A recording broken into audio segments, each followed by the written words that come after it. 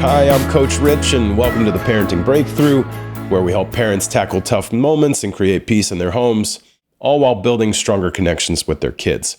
So let me ask you, have you ever been in the middle of a meltdown or an emotional storm with your kid and thought, I just don't know what to say to make this better, and I just want to crawl into a hole and give up? Well, today I'm going to share one simple phrase that can calm a stressed out kid almost right away. And it's a game changer, and it works even in the heat of the moment if you can remember to stay cool.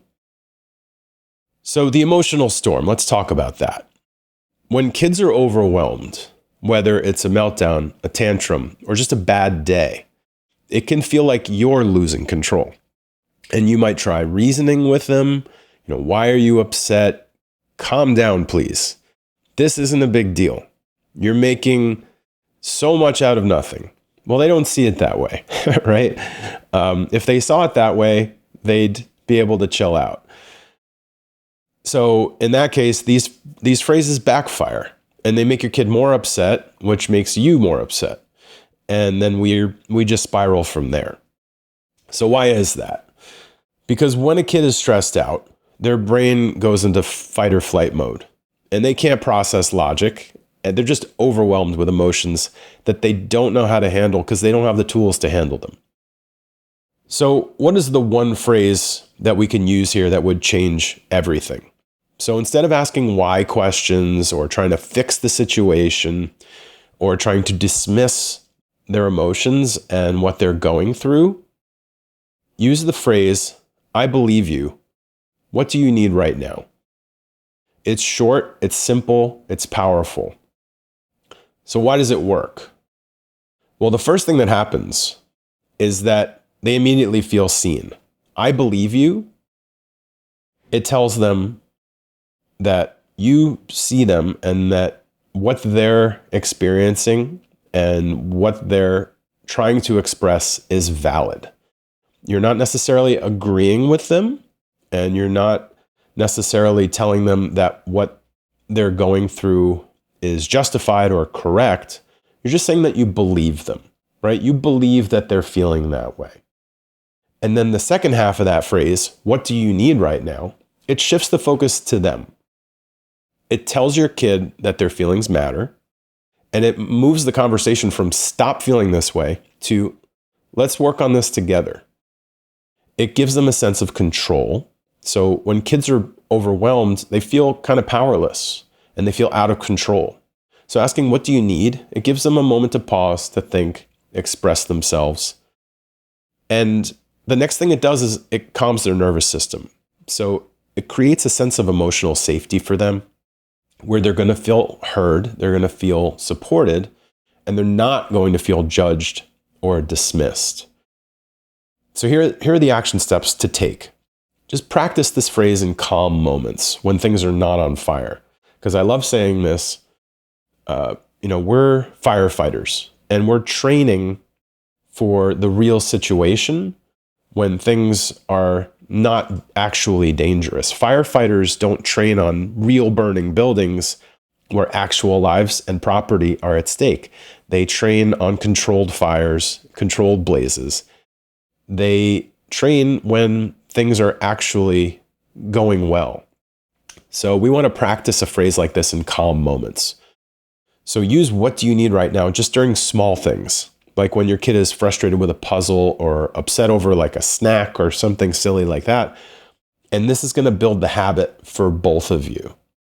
And you want to pair this with a calm tone. Your tone really matters as much as the words do. So speak softly, make eye contact with your kid if your kid is comfortable with that and if they're in a position to look at you. And get down on their level if you can. Be ready for really simple answers. Your kid might say, I don't know. That's okay. You can offer some options. You can say, do you need a hug? Do you need a break? Do you need some time to yourself? Do you want me to be here, or would you rather I leave the room for a little while? Sometimes they might say they want you to leave, and they might not actually mean it. So you might just want to double check with them, because if you give them the option of you leaving and they say yes, and you make that decision to leave, they might not have actually wanted that. So double check. But for my son, certainly some time alone would often be the thing he needed, right? And even just a minute later, he would be totally fine again.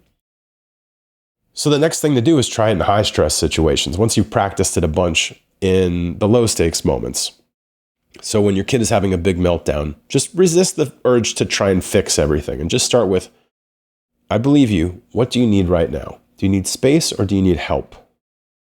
And then teach them to ask this to themselves, right? Because even as adults, when we become dysregulated, we forget to ask ourselves, what do we actually need, right? I deal with anxiety sometimes, and just teaching myself to say, hey, anxiety, what is it you're looking for right now? It's crazy the answers that come back to me sometimes. So they can learn how to use this tool for self-regulation, and so can you. And your kid will start to get in a habit of pausing and thinking, what do I need right now? So there's a key reframe that I'd like to have you try here. When kids are overwhelmed, they don't need us to fix their feelings. They need us to create a safe space where they can process those feelings. So the key belief shift here is that the goal is not to eliminate stress or eliminate big emotions. That's impossible in real life. The goal is to teach your kid how to navigate those big emotions and the stress with confidence and through connection with you and connection to themselves. So the next time your kid is struggling, just try it. I believe you. What do you need right now? And you'll be amazed at how often it helps calm things down and helps them move on. So if this was helpful, just go ahead and hit that like button, share it with another parent who could use this tip.